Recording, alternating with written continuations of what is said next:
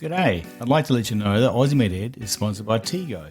For most doctors, indemnity insurance is one of their biggest costs of practice. While many doctors are still with the same insurer they joined in medical school, many have made the switch to Tego and benefited from it. The team at Tego have told me that those new to private practice could qualify for 4 years of discounted premiums. To find out more about Tego, visit tego.com.au. That's tego.com.au. Good day and welcome to the Aussie Med Ed, the Australian Medical Education Podcast, where we get to interview specialists in a variety of medical areas, asking their opinion on their certain conditions and obtaining their insight into how they diagnose and treat that condition. In these COVID times, it's a way of replacing the relaxed discussion around the hospital by allowing the listener to put forward questions to be answered or addressed on their behalf. I hope you enjoy the whole program and welcome once again to Aussie Med Ed. And in this episode, we get to speak to Dr Christine Lai. Christine's a general surgeon with a post-fellowship training in both breast surgery and endocrine surgery, and she's heavily involved in teaching at the University of Adelaide and also the Queen Elizabeth Hospital. She's going to give us her perspective on breast cancer. Not only will this information be useful for the general practitioner seeing a patient on a regular basis, but also for the medical student revising for their exams or preparing for their OSCE examination. I'm Gavin Nimon. I'm an orthopaedic surgeon based in Adelaide in South Australia and a senior lecturer at the University of Adelaide, and I'm the host of this podcast. Remember that if you like the podcast, please don't hesitate to share it with your friends or give us a review on Apple or on Spotify. I'd like to begin this podcast by acknowledging the traditional custodians of the land on which this podcast has been produced, and pay my respects to the elders both past and present. And in this episode of Aussie Med Ed, we speak to Dr Christine Lai. She's a specialist general surgeon with a post-fellowship training in the subspecialty fields of breast and endocrine surgery. She's a clinical senior lecturer at the University of Adelaide and a staff specialist at the Queen Elizabeth Hospital Breast and Endocrine Surgical Unit. Well, today we've got Christine Lai on the phone. Christine, you're going to talk to us about your experience with breast cancer. And it's nice to have you on board. Thanks very much for coming on today, Christine. Thanks very much for having me on, Gav. It's a real honour and pleasure to be here to chat about breast cancer, which is one of the common issues that I deal with on a day-to-day basis in my clinical practice. I believe it's one of the most common cancers affecting females. Yeah. It is one of the most common cancers affecting women, particularly women who are postmenopausal. With the screening program, we are picking up more women with very early breast cancers and being able to treat them at such an early stage that we invariably end up curing them from their breast cancer. So does it only affect females, or do you get it in guys as well? We do have men who are diagnosed with breast cancer, although it's much less common. Less than 1% of all people diagnosed with breast cancer are men. So it is overwhelmingly a female problem, but certainly something that can't be discounted in a man who presents with a hard mass in the retroareolar region or who presents with nipple discharge. So they're definitely things that we have to consider if a man presents with symptoms in their breast. Is there only one type of breast cancer, or do you classify it into different areas? Interestingly, we do have different types of breast cancer, Gav, and the most common way of diagnosing types of breast cancer is based on the histopathological findings. So there is ductal carcinoma in situ, which is a non-invasive type of breast cancer where there are malignant cells in the duct, but they haven't actually spread through the basement membrane and invaded through the surrounding tissue. So they don't behave like a true cancer because the cells don't metastasize because they haven't developed that ability to do it. An invasive breast cancer, and the most common type of invasive breast cancer is ductal carcinoma, which represents 80% of all invasive breast cancers. Lobular carcinoma, it represents 10% of invasive cancers, and then you've got the special types of breast cancer, including medullary, mucinous, papillary, and tubular carcinomas of the breast.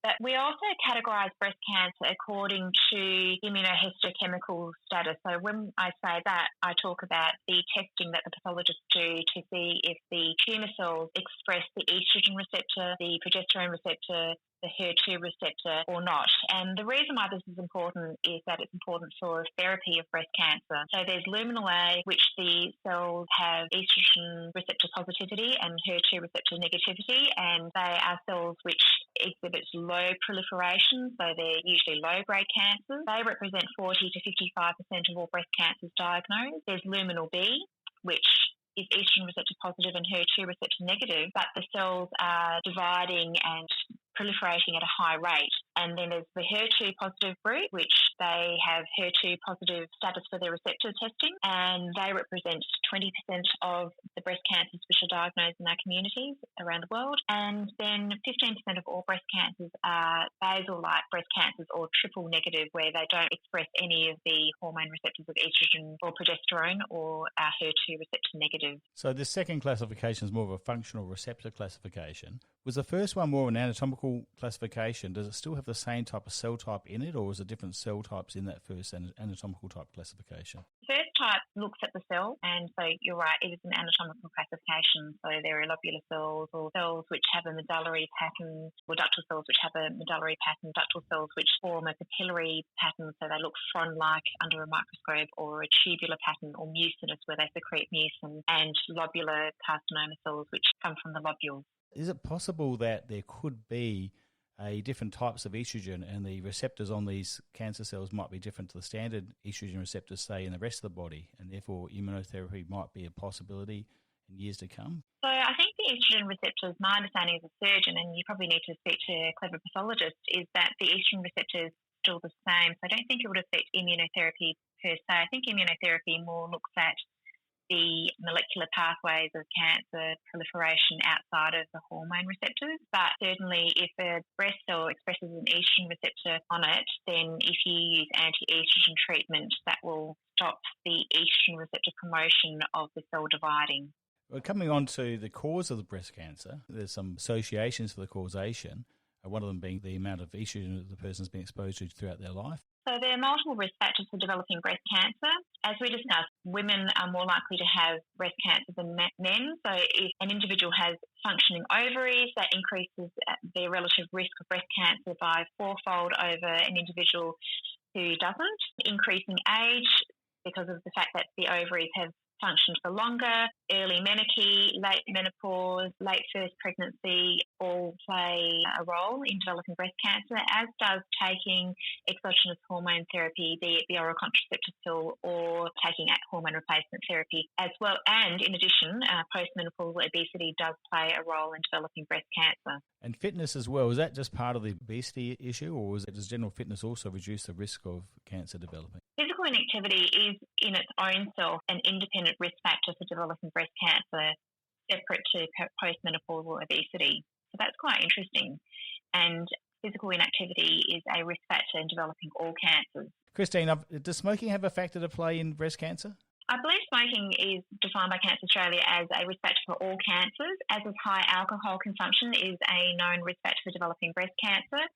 And also other risk factors for breast cancer include having had high-dose radiation to the chest at a young age. For example, if an individual has had lymphoma and needed mantle cell radiotherapy, that places him or her at increased risk. And also having a family history or a personal history of breast cancer is a risk factor for developing down the track. I believe one of the big developments over the years has been this demonstration of the gene that's associated with breast cancer. BRCA1 and BRCA2 are responsible for 80 to 90% of all familial breast cancers with a genetic predisposition. But actually, interestingly, it only represents 3 to 6% of all breast cancers. So the vast majority of breast cancers are not related to having had a genetic mutation in our community. There are other rarer genes as well. There's TP53 or Li-Fraumeni syndrome, which can cause breast cancer, and Cowden syndrome or the P10 gene can also be associated with increased risk, as well as Peutz-Jeghers syndrome or PALB2 and CDH1 can also be associated with breast cancer in those families with those genetic mutations. And how regular are people screened for this? So we screen women for breast cancer, whether they've had a family history of breast cancer or not. Breast Screen Australia has a screening program, and all women are invited from the age of 50 to be involved with the screening program, and the target audience is 50 to 74-year-old women. However, women under the age of 50, from the age of 40 to 49, can put their hand up and contact Breast Screen Australia, irrespective of which state they live in or territory, and ask to be involved with the screening program. And that's a mammogram every second year And those women who want to participate in the screening program will be offered a free screening mammogram every second year. However, women who have strong family histories of breast cancer may be recommended to start screening from the age of 40 And if they have family members diagnosed with breast cancer under the age of 50, it may be recommended to have yearly screening mammograms. And those women who have very strong histories of breast cancer or who have a known genetic mutation in the family or who hold the genetic mutation themselves may be recommended to start screening for breast cancer at a younger age. But just having one family member or two family members with breast cancer doesn't necessarily put an individual at high risk of breast cancer, which is something which is very different to what we learnt going through medical school back in the 20th century. So it's just becoming so common that having one or two family members doesn't necessarily place you at increased risk. Is there a role for genetic screening though? There is a role for genetic screening, and there are some guidelines which can be found through EviQ. What you'll find, as I mentioned before, that breast cancer is so common in our community, having one or two family members does not place a woman necessarily into the high risk group, and more often than not, most women who have family members with breast cancer, it's a sporadic breast cancer as opposed to hereditary breast cancer, because really,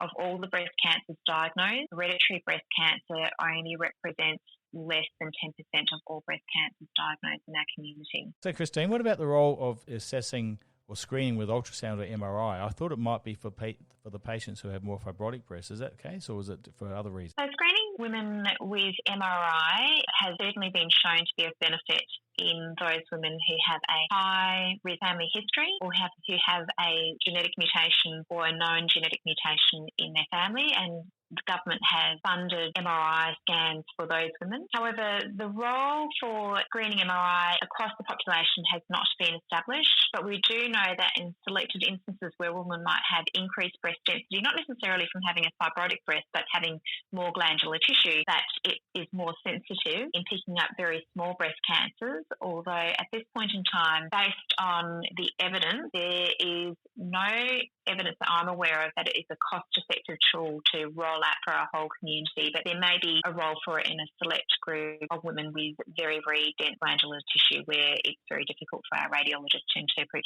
the mammogram. Using ultrasound can be beneficial in the sense that if a woman has symptoms, it's important to do a triple assessment. So when I say that, it includes after taking the history, a clinical examination, mammogram, and an ultrasound to target the area that she has symptoms in, because there will be a small percentage of breast cancers which can't be easily seen on mammography, such as lobular carcinoma. So that will certainly add increased sensitivity to determining whether there is something present in a symptomatic area or not. Now, the big quandary I have with breast cancer prevention is this idea of the estrogen being bad for the causation, and yet we also advocate for hormone replacement therapy.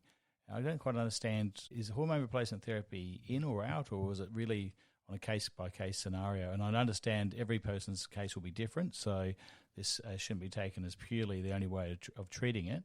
But in general, is hormone replacement therapy still got a role, or is it something you have a little bit concern about? I think the role of hormone replacement therapy will depend on why the individual needs hormone replacement therapy. So there may be some instances where the woman has needed to take it because she's gone into early menopause in her 30s or 40s, and in which case it's not actually increasing her standard hormone exposure, because if she hadn't gone into early menopause, her ovaries would still be functioning into her late 40s and early 50s. Then there are other indications for hormone replacement therapy in a woman who's gone through menopause who has significant detriment to her quality of life. For example, the vasomotor symptoms of hot flushes, or a woman may have other issues such as migraines, etc., from hormone deprivation. So I think you're right. Every woman's case needs to be weighed up, and also her personal risk of breast cancer needs to be put into the equation as well.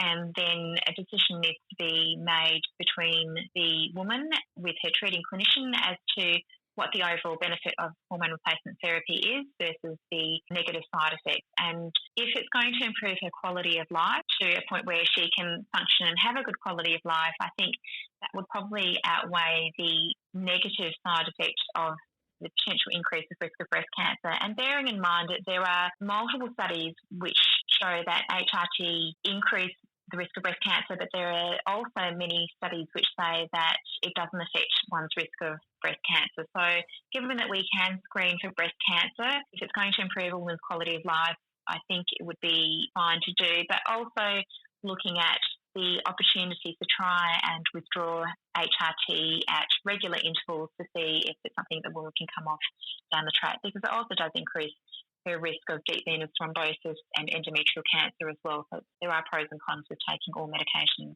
Now, we talked about before about the idea of a breast cancer being progesterone sensitive. Does that mean the mini pill has just as much higher risk of causing breast cancer as does the estrogen and combined contraceptive pill? Probably not. I think it's one of those things that we do test for, but in terms of the luminal classification for the management of breast cancer, we don't tend to look at the progesterone receptor status as much these days as when the testing came on board in the late 80s and early 90s. If someone presents with a lump and they're concerned about a breast cancer, so what's the differential diagnosis in that? Are there other causes of a lump, or is it always going to be something more serious? Absolutely. So there are plenty of causes for a woman presenting with a breast lump, and it partly depends on her age. So it may present as a painless or a painful lump. There are stromal tumours which may present as masses, such as a fibroadenoma, which is the most common benign tumour of the female breast. And it generally occurs in women in their 20s and 30s. They're often multiple, they're often bilateral, they're very hormonally responsive, so they may start after taking the pill, or women may notice a lump during pregnancy. Certainly needs to be evaluated to make sure it's not a malignancy. Phyllodes tumour is the other type of stromal tumour which we see but less commonly, usually benign. More often they present in a later stage of life, in a woman's 50s, and they're often low grade and benign, but occasionally they may be borderline or high grade or malignant in nature, and we certainly get worried about a rapidly enlarging lump in a woman's breast. There are other lesions that can occur, such as myofibroblastomas or lipomas or hamartomas, which we can occasionally see in our patients who present with symptoms of breast masses. The most common presentation of a lump, and I say in quotation marks, is fibroglandular tissue, particularly in younger women, where they may notice a lumpy area, which fortunately ends up being related to their normal breast glandular tissue rather than a true breast mass. So not every lump is of concern, but if there is one that you are concerned about, how do we go about investigating and then staging it and then treating it? What's the steps you generally tend to use? So after taking a clinical history and doing a clinical examination, the next step is imaging. So if a woman is over the age of 40, I definitely get a mammogram and an ultrasound, plus or minus a biopsy. If a woman's under the age of 40, I then look at other factors such as, does she have a family history of breast cancer? I'll often arrange a mammogram with the individual's consent if she's over the age of 30. And if a woman's under the age of 30, I tend to just only organise an ultrasound as the first line and ask our amazing radiologist to biopsy any mass that may be present. A biopsy is important because it then gives us a cytopathological diagnosis or a histopathological diagnosis of the lesion. And from there, I can then advise the patient what the lump is due to, and then also plan ongoing management if further follow-up is required or if surgery is required. Biopsy is pretty accurate, is it? Most biopsies are very accurate, but occasionally we might get a result which is not concordant with what we're expecting. So an example would be is if on the imaging we found a nasty-looking mass and the biopsy came back as benign, I wouldn't trust the biopsy, and the radiologist had done a fine needle biopsy, or even if they'd done a core biopsy, I would discuss with the patient going back and repeating the biopsy again, because we just don't want to miss a cancer. Occasionally the biopsy may show atypia or more concerning features, requiring a woman to have an open biopsy, which if the open biopsy downgrades the lump to a benign lump, well then that's fantastic for the individual. But we wouldn't want to take the risk of relying on ultrasound showing a benign lump but having a discordant pathological finding showing concerning features. So it goes both ways. If it doesn't quite match up, then we'll do further tests or investigations to evaluate the lump to get a proper diagnosis. So there's two different types of biopsies, are there? A fine needle biopsy and a core biopsy. Why would you choose one over the other? There's multiple factors. So one being that if the lesion is a cyst, a fine needle aspiration biopsy will drain the cyst and solve the issue for the individual by removing the lumps from the breast, and then the fluid will be sent off for testing. I live in South Australia and we have very well-trained cytopathologists in our state. So we know the quality of reporting is excellent, and therefore a fine needle biopsy is often used in the benign setting because it's less morbid. A core biopsy requires local anaesthesia to the skin because a cut needs to be made in the skin, and the actual coring needle is much larger than a fine needle, which is basically a blood-tainting needle. So the risk of a hematoma is significantly higher using a core biopsy needle. So in the setting of an older patient who might be on blood thinners, a core biopsy generally is only done when they've come off their blood thinners. But a fine needle can be performed while the individual is still on blood thinners because it won't cause a significant hematoma. And so in which case the radiologist may choose to do that to get a diagnosis straight away rather than delay the diagnosis by waiting for the individual to come off their blood thinners and doing the biopsy at a separate occasion. Right, so the biopsy comes back as positive, unfortunately. What's the next step? Is it a lumpectomy and nodal clearance, or is it purely a lumpectomy? So we would generally review the imaging, and in certain circumstances you may wish to do staging with CT, a whole body bone scan, or perhaps an ultrasound of the liver, chest X-ray and blood tests. And increasingly breast surgeons are using MRI to stage breast cancers to make sure that the standard mammogram and ultrasound have not missed any other tumour deposits or multifocality within the breast. If all the staging investigations are clear, then we may elect to do surgery up front, or we may elect to give neoadjuvant chemotherapy up front. So it's the instances where we may refer our patients to our oncology colleagues to give neoadjuvant chemotherapy are women who have triple-negative breast cancers, women who have a HER2-positive breast cancer, women with large breast cancers, to try and treat the individual before surgery, because what we do know is from studies that these women benefit from having chemotherapy up front and being treated systemically for their disease and then having surgery after that. Women who have small breast cancers, small invasive breast cancers, we can certainly offer a wide local excision, and we may not necessarily do an axillary clearance. If there are no known nodal metastases at the time of diagnosis, we would offer a sentinel node biopsy. And when I say that, it's a special test where some dye is injected on the morning of surgery or the day before surgery, and also potentially dye injected at the time of surgery to detect one or a few lymph nodes which the breast cancer will drain to. And so these nodes are the sentinel nodes, or the gatekeeper nodes, which would filter out any tumour cells. And by doing that particular test, it means that we don't have to do a full axillary clearance by taking out all the lymph glands from under the armpit to test whether a woman has metastatic disease in her lymph nodes in the axilla or not. Because what we know is most women don't have metastatic disease in their axilla at the time of diagnosis. So by doing this smaller operation, we can reduce the complications of having surgery to the axilla, namely lymphedema, numbness to the chest wall and under the arm, the problems with potential risk of shoulder stiffness, particularly if a woman has a pre-existing shoulder condition, and also just in the short-term post-operative period, the risk of getting a pocket of fluid under the armpit where the surgical side is much higher if you've had a full axillary clearance than if you've had a sentinel node because you've done a bigger operation. So if the sentinel nodes come back clear, whether or not they've had neoadjuvant therapy, would you then combine it with oncological treatment afterwards, or would you just leave it at the surgical treatment? So if the sentinel nodes come back clear, it will really depend on the tumour characteristics. So if the primary tumour is large, then the oncologist will still want to see the patient. If they have a luminal B or a HER2-positive cancer or a triple-negative cancer, then they'll want to have a chat with the patient.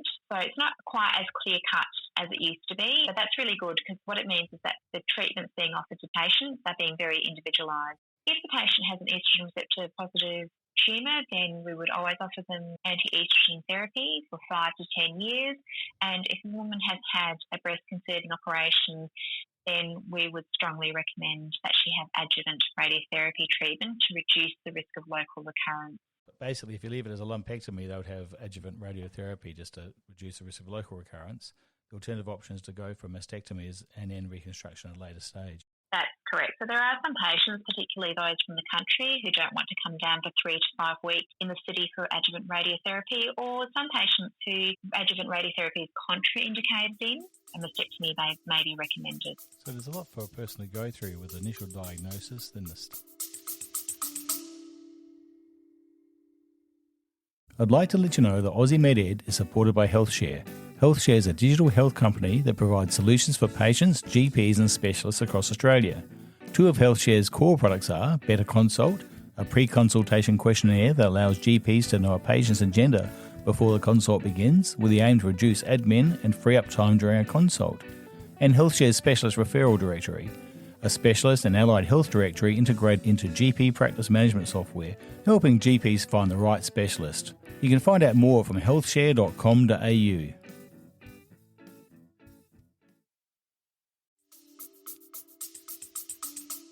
Aging after the fine needle or the core biopsy, then the neoadjuvant treatment, then the surgery, and then the oncological treatment afterwards. How long does such a treatment take? At the absolute shortest, probably about 3 months if a woman just requires surgery and radiotherapy. But if the woman does need neoadjuvant or adjuvant chemotherapy, then it will be a much longer course of treatment. And if she then needs Herceptin treatment, that's a 12-month course of treatment. So obviously during this difficult period, there's a lot of psychological impact on the patient's well-being. I believe there's nurses and other psychologists they can turn to help for support during this difficult time.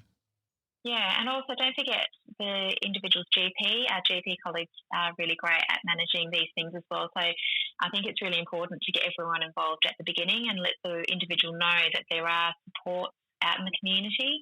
As you mentioned, we've got amazing breast care nurses throughout the country now.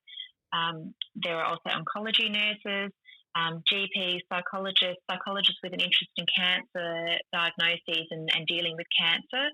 Also, the Cancer Council of Australia has a helpline as well with trained counsellors as well. So there are lots of supports out there. And in my role as a surgeon who deals with breast cancer, I certainly let my patients know that there are resources out there. They just have to let someone know what's going on, and then we can tap into those resources for them. What sort of oncology treatment is there? Is it immunotherapy? Is it all the tamoxifen and estrogen reduction, or is it a combination of necrotizing type agents as well? So, Gavin, it's interesting that you mentioned immunotherapy because that's certainly being researched quite heavily. At this point in time, it is purely in breast cancer being done in trial. For a woman who has early breast cancer, we wouldn't treat them with immunotherapy. But as we know with all drugs, in research, it's usually the patients who have late-stage disease who are treated with those medications, and if they're found to be beneficial and safe to be used in humans, then drug companies will then look to receive ethics approval to then run trials for women with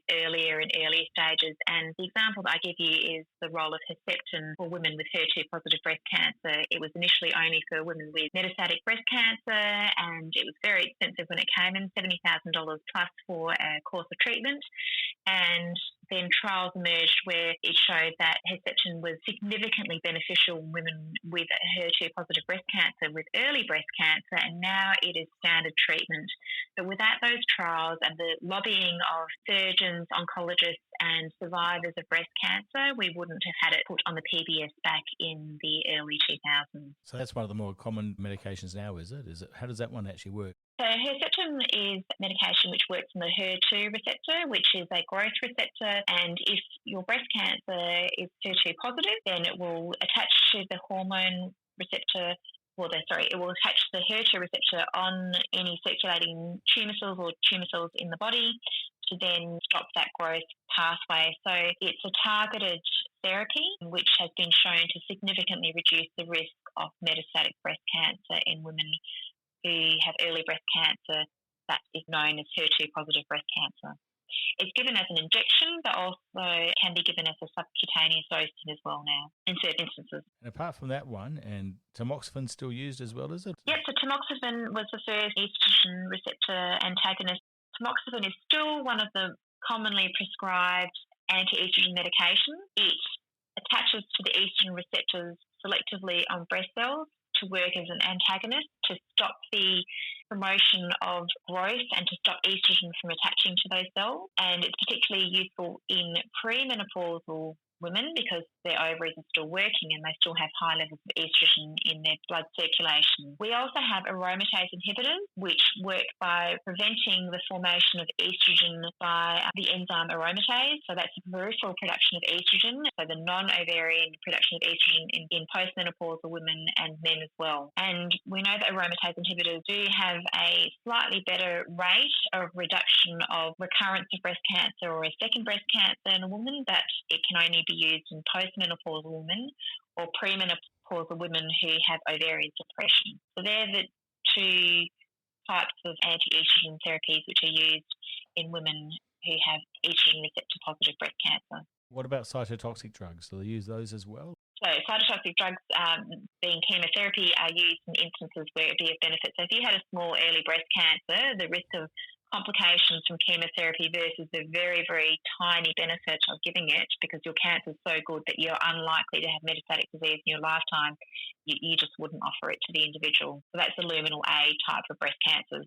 So more metastatic type disease, or the ones at high risk of metastatic disease. And radiotherapy? Is radiotherapy just used to prevent recurrence, or is it also used for treatment as well? We would use radiotherapy to prevent recurrence. So if you had a wide local excision, or in the setting of where a woman had a mastectomy but had a high-risk breast cancer for local recurrence. We also use radiotherapy in the setting of metastatic disease, where a woman might have a metastasis which is symptomatic in her spine, for example, or in one of her long bones. And very rarely do we see cases of locally advanced breast cancer where the tumour is fungating, and if the individual can't have surgery for whatever reason, radiotherapy may be indicated, or if there is a recurrence of breast cancer in the skin in a woman who has had a mastectomy, it may be considered. But these are pretty rare occurrences, and those scenarios will be discussed in a multidisciplinary meeting to try and work out what the best plan of attack is to deal with the individual situation. That's excellent. I think we've gone through a lot here today. We've gone through the types of cancers and how they present and with their receptors. We've gone through the associations and prevention and screening. We've gone through the differential diagnosis and then the early investigations, and then the staging, and then the treatment. So we've covered what I wanted to cover today. Perhaps I could finish off by asking you what you think the future holds with breast cancer treatment.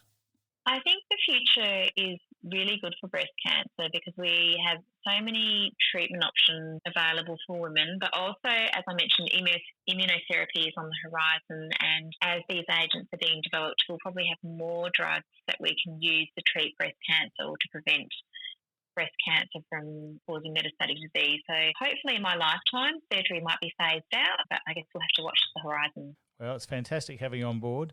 Thank you very much for coming on Aussie Med today. It's excellent. Dr Christine Lai, and we really appreciate your expertise in this area. And thank you very much for coming on. Thanks very much for having me on, Gavin. It's been a real honour and pleasure to chat with you today. The information provided to you today is designed to complement the information provided to you in your local region and should supplement your readings and teachings in that area. Please don't take it as the only way of treating this condition or assessing a condition, but really as one of various ways of assessing these conditions. Please also be aware that the information provided today is really just general medical advice and isn't designed to actually be a source of medical information regarding your particular condition. Remember to consult your specialist or medical practitioner if you have concerns about a condition raised in this podcast.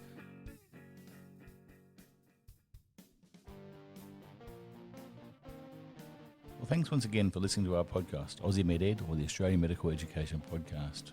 We really enjoy hosting this podcast. I hope you find it useful to hear a pragmatic approach to everyday conditions. If you have any questions or information you want to ask about us, or you'd like to put a suggestion for a topic, please don't hesitate to email us at gavin@med-ed.com.au.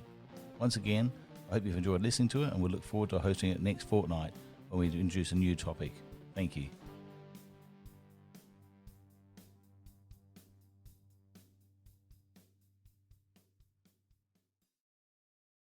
Aussie Med Ed is proudly sponsored by HealthShare, a digital health company that provides solutions for patients, GPs and specialists across Australia, and Tego, offering medical indemnity insurance for doctors. That's tego.com.au.